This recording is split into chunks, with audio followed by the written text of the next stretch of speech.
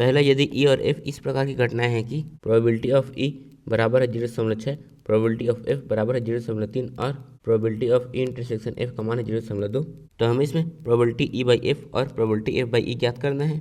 मतलब हमें इसमें इनके मान को ज्ञात करना है। तो यहाँ पर हम लिखेंगे, दिया है प्रोबेबिलिटी ऑफ ई बराबर 0.6, प्रोबेबिलिटी ऑफ एफ बराबर 0.3 और probability of E intersection F बराबर 0.2।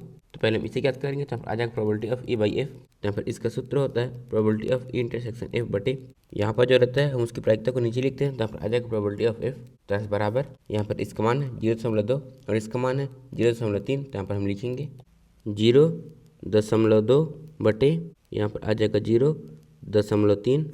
तो यहाँ पर हम इसे और इसे लिख सकते हैं 2/10/3/10, फिर इससे ये कट जाएगा और यहाँ पर बचा है 2/3। तो यहाँ पर इसका मान है 2/3।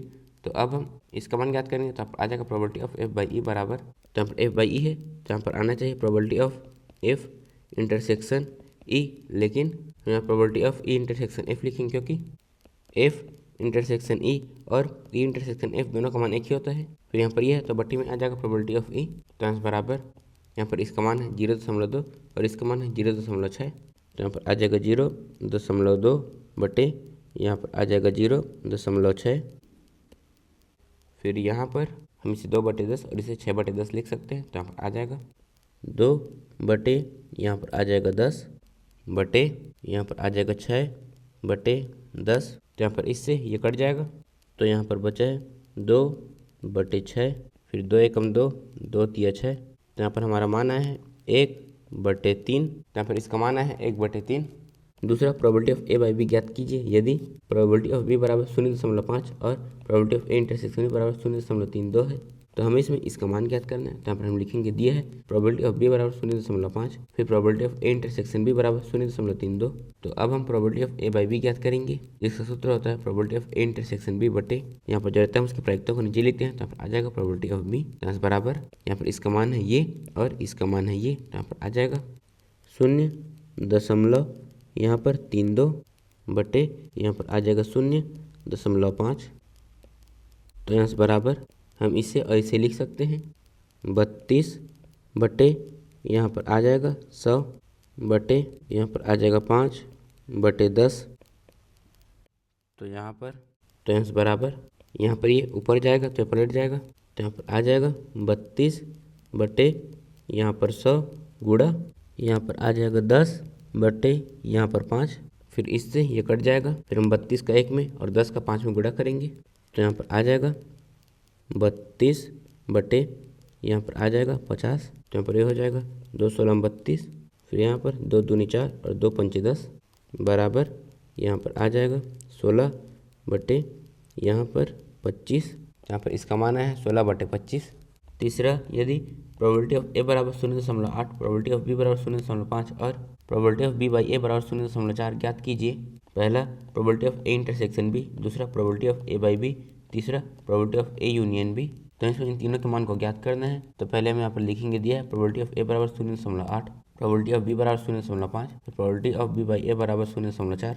तो पहले हम इसे ज्ञात करेंगे। तो यहाँ पर इसका मान ज्ञात करने का हमारे पास कोई सूत्र नहीं है। तो यहाँ पर हम लिखेंगे, क्योंकि probability of B by A बराबर probability of B intersection A बटे प्रोबेबिलिटी ऑफ ए होता है। फिर हम इसे इस तरफ ले जाएंगे। तो यहाँ पर आ जाएगा probability of B intersection A बराबर, यहाँ पर probability of B by A dot probability of A, और probability of B intersection A और probability of A intersection B, इनका मान एक ही होता है। तो यहाँ पर हम लिखेंगे probability of A intersection B बराबर probability of B by A dot probability of A. फिर यहाँ पर हम इनके मान को रखेंगे। तो यहाँ पर इसका मान है 0.4 और इसका मान है 0.8। तो यहाँ पर आ जाएगा probability of A intersection B बराबर, तो यहाँ पर आ जाएगा 0.4, फिर यहाँ पर आ जाएगा 0.8। तो यहाँ probability of A intersection B बराबर हम इनका गुणा करेंगे। तो यहाँ पर आ जाएगा 0.32। तो यहाँ पर इसका मान है 0.32। तो अब हम इसे हल करेंगे। यहाँ पर हम लिखेंगे probability of A by B बराबर probability of A intersection B बटे में प्रोबेबिलिटी ऑफ बी। तो यहाँ से probability of A by B बराबर, इसका मान है 0.32 और इसका मान है 0.5। तो यहाँ पर आ जाएगा 0.32 बटे, यहाँ पर आ जाएगा 0.5। तो यहाँ से probability of A by B बराबर हम इनको लिख सकते हैं 32/100 बटे 5 बटे 10, फिर हम इसे ऊपर ले जाएंगे तो ये पलट जाएगा। तो यहाँ पर आ जाएगा 32 बटे 100 गुणा यहाँ पर आ जाएगा 10 बटे 5, फिर यहाँ पर इससे ये कट जाएगा। 10 5 एकम 5, 5 छक्के 30, फिर दशमलव और 5 चौक 20, फिर हम इसमें 10 का भाग देंगे। तो यहाँ पर probability of A by B का मान आ जाएगा 0.64।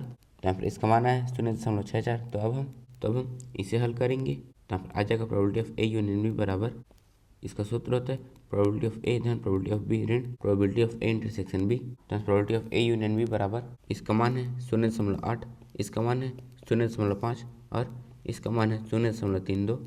तो यहाँ पर आ जाएगा 0.8 धन, यहाँ पर आ जाएगा 0.5 ऋण, यहाँ पर आ जाएगा 0.32। Probability of A union B बराबर, हम इनको जोड़ेंगे तो यहाँ पर आ जाएगा 1.3 ऋण, यहाँ पर 0.32। Probability of A union B बराबर, हम इसमें इसे घटाएंगे तो यहाँ पर आ जाएगा 0.98। तो यहाँ पर इसका मान है 0.98। यहाँ पर हमने इन तीनों का मान ज्ञात कर लिए हैं। यहाँ पर इसका मान है 0.32, इसका मान है 0.64 और इसका मान है 0.98। 4 probability of A union B ज्ञात कीजिए यदि दो प्रोबेबिलिटी ऑफ ए बराबर प्रोबेबिलिटी ऑफ बी बराबर 5/13 और probability of A by B बराबर 2/5। तो हमें इसमें इसका मान ज्ञात करना है और यहाँ पर ये तीनों बराबर है, तो इसका मतलब है कि यहाँ पर इसका मान भी 5/13 है और इसका मान भी 5/13 है। तो पहले हम इसकी सहायता से प्रोबेबिलिटी ऑफ ए ज्ञात करेंगे। तो यहाँ पर हम लिखेंगे दिए है दो प्रोबेबिलिटी ऑफ ए बराबर प्रोबेबिलिटी ऑफ बी बराबर 5/13। तो यहाँ पर इसका मान 5/13 और इसका मान 5/13 है। तो यहाँ पर आ जाएगा दो प्रोबेबिलिटी ऑफ ए बराबर 5/13, फिर हम 2 को इस तरफ ले जाएंगे तो 2 का 13 में गुणा होगा। तो यहाँ पर आ जाएगा प्रोबेबिलिटी ऑफ ए बराबर, उसका मान हो जाएगा 5 बटे यहाँ पर 26 और यहाँ प्रोबेबिलिटी ऑफ बी बराबर है 5/13 और probability of A by B बराबर है 2/5। तो अब हम probability of A union B ज्ञात करेंगे, जिसका सूत्र होता है प्रोबेबिलिटी ऑफ ए धन प्रोबेबिलिटी ऑफ बी ऋण probability of A intersection B. Probability of A union B बराबर, यहाँ पर इसका मान है 5/26 धन प्रोबेबिलिटी ऑफ बी का मान है 5/13 ऋण, हमारे पास इसका मान नहीं है तो यहाँ पर हम इसे लिख सकते हैं probability of B dot probability of A by B. तो यहाँ पर probability of A union B बराबर, यहाँ पर है 5/26 धन यहाँ पर है 5/13 ऋण, यहाँ पर इसका मान है 5/13 और इसका मान है 2/5।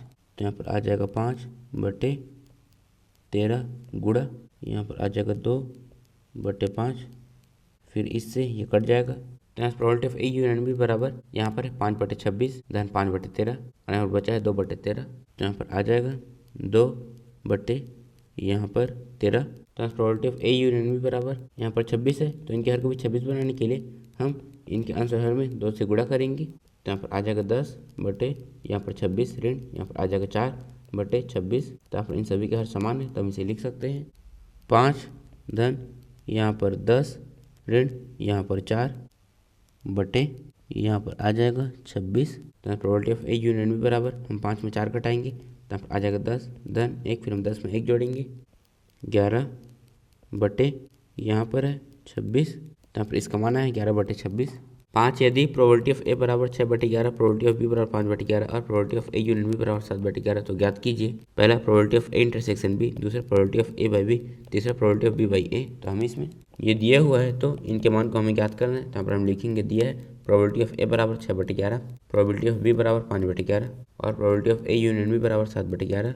तो पहले हम इसे हल करेंगे। तो आ जाएगा probability of A intersection B बराबर, तो हमें इसमें probability of A, probability of B और probability of A union B दिया है। तो हमें इसका सूत्र हो जाएगा प्रोबेबिलिटी ऑफ ए धन प्रोबेबिलिटी ऑफ बी ऋण probability of A union B. तो यहाँ पर आ जाएगा probability of A intersection B बराबर, इसका मान है 6/11, इसका मान है 5/11 और इसका मान है 7/11। तो यहाँ पर आ जाएगा 5/11 धन यहाँ पर आ जाएगा 6/11 ऋण यहाँ पर आ जाएगा 7/11। तो यहाँ पर प्रोबेबिलिटी ऑफ ए इंटरसेक्शन भी बराबर, यहाँ पर इन सभी के हर समान है तो हम इसे लिख सकते हैं 5 धन 6 ऋण यहाँ पर 7 बटे यहाँ पर आ जाएगा 11। तो यहाँ प्रोबेबिलिटी ऑफ ए इंटरसेक्शन भी बराबर, हम इसे जोड़ेंगे तो यहाँ पर आ जाएगा 11, फिर हम 11 में 7 घटाएंगे तो यहाँ पर आ जाएगा 4 बटे यहाँ पर आ जाएगा 11। तो यहाँ पर इसका मान आया है 4/11। तो तो अब हम इसे हल करेंगे तो यहाँ पर आ जाएगा probability of A by B बराबर, इसका सूत्र होता है probability of A intersection B बटे, यहाँ पर जो रहता है हम उसकी प्रायिकता को नीचे लिखते हैं, जहाँ पर आ जाएगा प्रोबेबिलिटी ऑफ बी। तो यहाँ से probability of A by B बराबर, इसका मान है 4/11 और इसका मान है 5/11।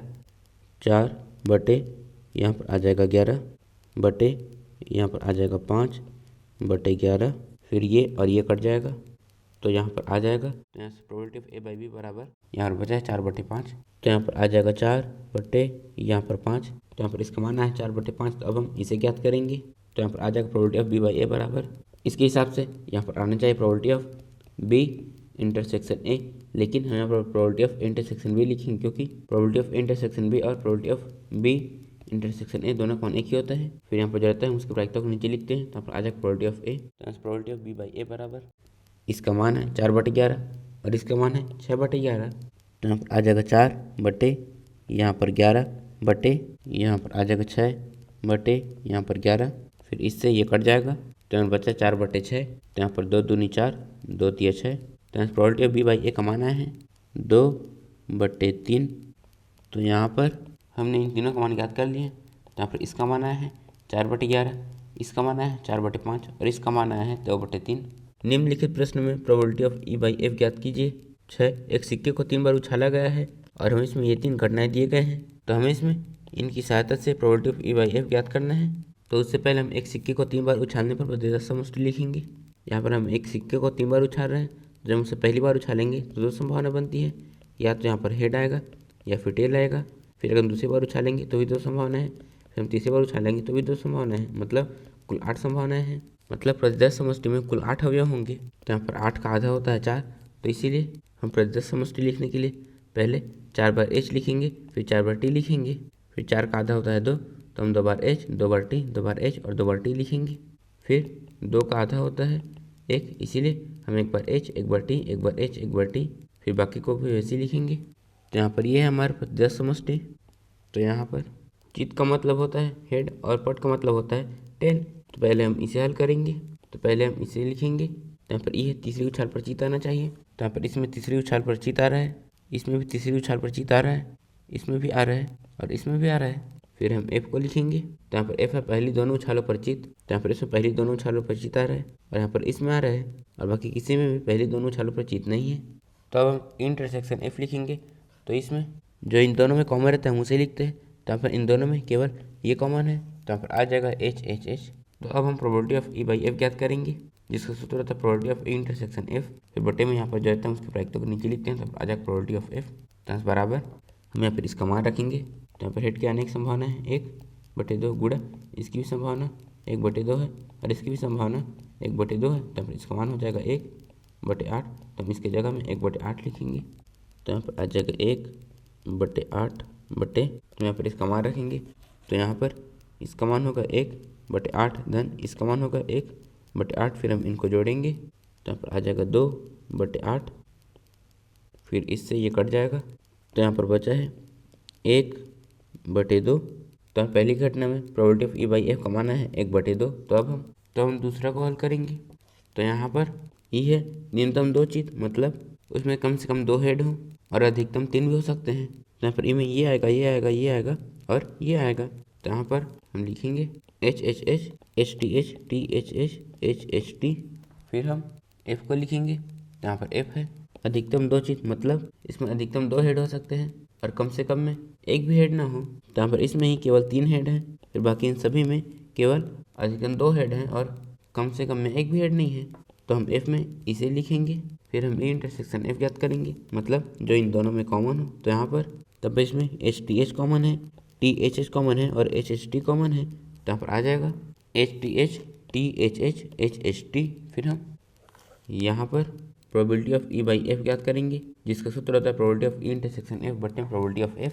तो यहाँ पर हम इसे लिखेंगे, तो यहाँ पर इसका मान होता है 1/8 धन इसका मान होता है 1/8 धन इसका मान होता है 1/8, फिर हम इन तीनों को जोड़ेंगे, तो यहाँ पर आ जाएगा 3/8 बटे हम इसका मान ज्ञात करेंगे, तो यहाँ पर एफ में 1 2 3 4 5 6 7 अवयव हैं, तो अगर हम 1/8 को 7 बार जोड़ेंगे तो यहाँ पर उसका मान हो जाएगा 7/8, फिर इससे ये कट जाएगा, तो यहाँ पर मान आया है 3/7। तब दूसरी घटना में probability of E by F का मान है 3/7। तो अब हम तीसरे को हल करेंगे। तो पहले हम ई लिखेंगे। तो यहाँ पर ई है अधिकतम 2 पट, मतलब इसमें अधिकतम 2 टेल हो सकते हैं और कम से कम में एक भी टेल ना हो, मतलब इसे छोड़कर हम बाकी सभी को लिखेंगे। तो यहाँ पर आ जाएगा। फिर हम एफ को लिखेंगे।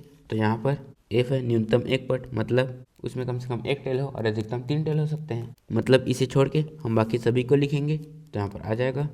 फिर हम ई इंटरसेक्शन एफ ज्ञात करेंगे। तो यहाँ पर इन दोनों में इसे और इसे छोड़कर बाकी सब कुछ कॉमन है, तो हम इनको इसमें लिखेंगे। तो यहाँ पर आ जाएगा। फिर हम probability of E by F ज्ञात करेंगे, जो होता है प्रोबेबिलिटी ऑफ इंटरसेक्शन एफ बटे प्रोबेबिलिटी ऑफ एफ। तो यहाँ पर इसमें 1 2 3 4 5 6 अवयव हैं।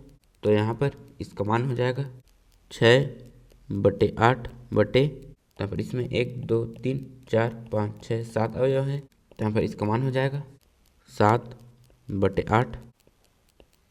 तो इससे ये कट जाएगा। तो यहाँ पर हमारा उत्तर आया है 6/7। तो हमें तीसरी घटना में probability of E by F का मान है 6/7। 2 सिक्कों को एक बार उछाला गया है और यहाँ पर हमें 2 घटनाएं दिए गए हैं। तो हमें इसमें इनकी सहायता से इसे ज्ञात करना है। और यहाँ पर हम 2 सिक्कों को एक बार उछालेंगे। तो पहले हम 2 सिक्कों को एक बार उछालने पर प्रतिशत समष्टि लिखेंगे। तो यहाँ पर हम 2 सिक्कों को एक बार उछाल रहे हैं। जब हम पहले सिक्कों को उछालेंगे तो 2 संभावनाएं बनती हैं, या तो हेड आएगा या फिर टेल आएगा। उसी तरह से जब हम दूसरे सिक्कों को उछालेंगे तो भी 2 संभावनाएं बनती है, मतलब कुल 4 संभावनाएं हैं। तो हम प्रतिशत समष्टि लिखेंगे। तो 4 का आधा होता है 2, तो पहले हम 2 बार हेड 2 बार टेल लिखेंगे। फिर 2 का आधा होता है 1, तो हम 1 बार हेड 1 बार टेल 1 बार हेड और 1 बार टेल लिखेंगे। तो यहाँ पर यह है हमारा प्रतिशत समष्टि।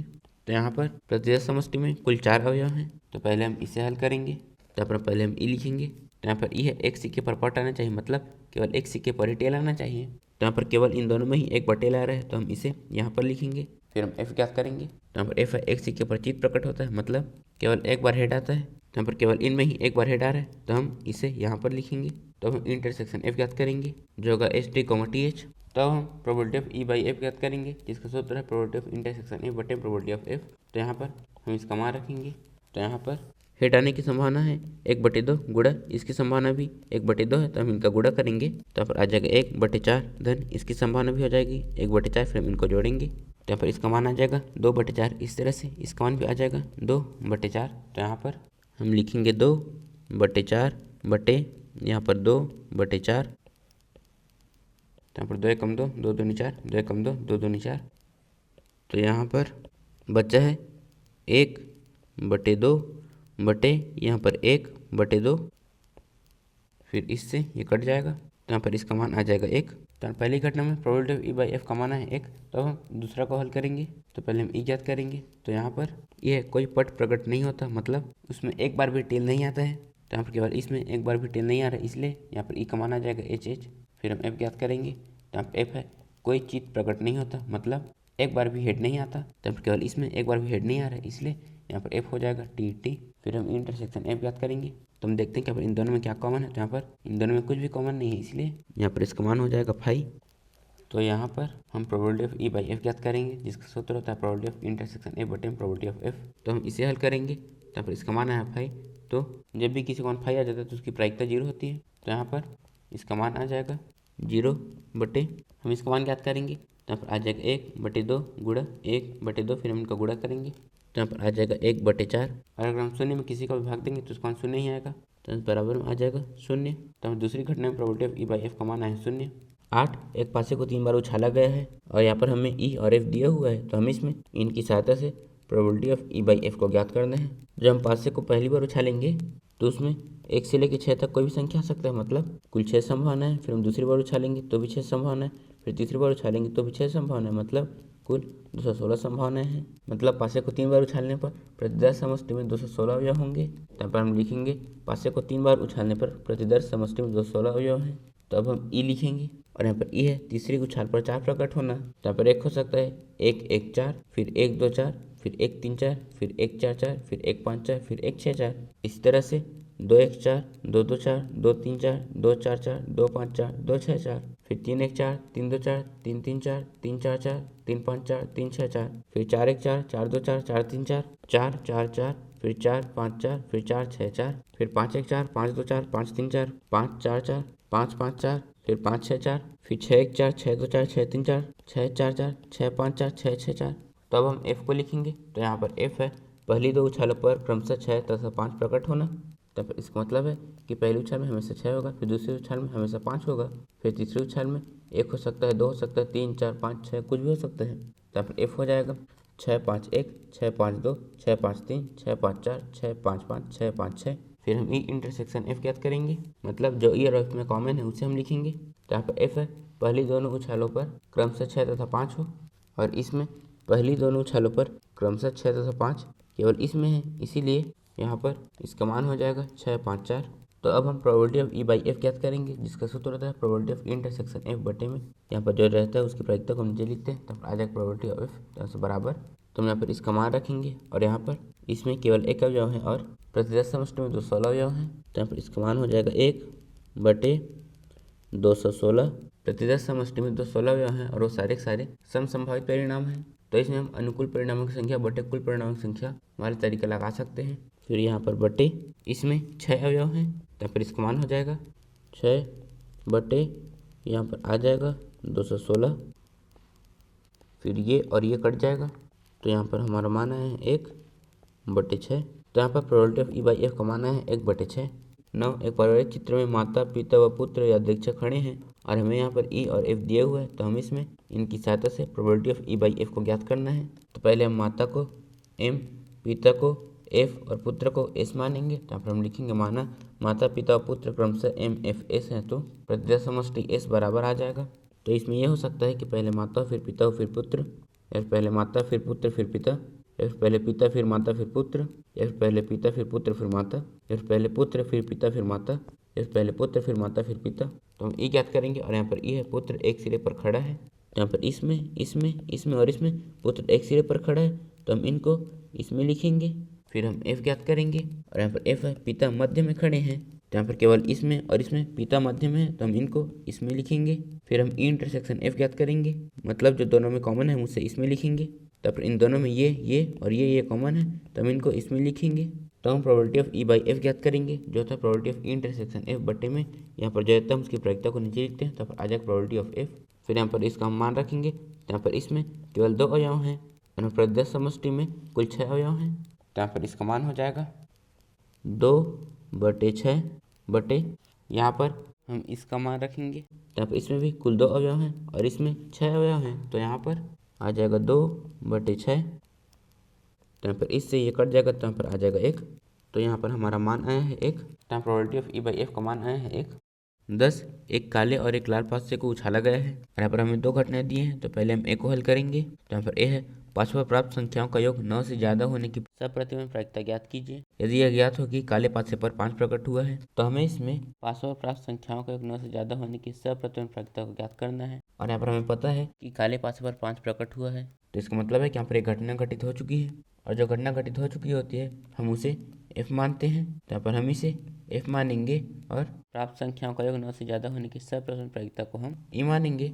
मतलब हम इसमें probability of E by F ज्ञात करना है, मतलब जब एफ घटित हो चुका है तो हमें इसमें ई की प्रायिकता को ज्ञात करना है, और हम इसमें इसे पहला पासा और इसे दूसरा पासा मानेंगे। तो यहाँ पर हम लिखेंगे माना पहला पासा काला और दूसरा पासा लाल है, तो जब पहले पासे को उछालेंगे तो उसमें 1 से लेकर 6 तक कोई भी संख्या आ सकता है। इसका मतलब है कि उसमें 6 संभावना है। इस तरह से दूसरे पासे को उछालेंगे तो उसमें भी 6 संभावना है, मतलब कुल 36 संभावनाएं हैं। इसका मतलब है कि प्रतिदश समष्टि में कुल 36 अवयव होंगे। तो यहाँ पर पहले हम उसे लिखेंगे, तो यहाँ पर 1 1 1 2 1 3 1 4 1 5 1 6, फिर 2 1 2 2 2 3 2 4 2 5 2 6, फिर 3 1 3 2 3 3 3 4 3 5 3 6, फिर 4 1 4 2 4 3 4 4 4 5 4 6, फिर 5 1 5 2 5 3 5 4 5 5 5 6, फिर 6 1 6 2 6 3 6 4 6 5 6 6। तो हम ए को हल करेंगे, तो पहली घटना मतलब ई है प्राप्त संख्याओं का योग 9 से ज़्यादा होना, तो हम ई को लिखेंगे। तो जब हम इनको जोड़ेंगे तो इसका मान 9 से ज़्यादा होगा, फिर जब हम इसे जोड़ेंगे तो इसका मान 9 से ज़्यादा होगा, फिर इसे जोड़ेंगे, फिर इसे जोड़ेंगे,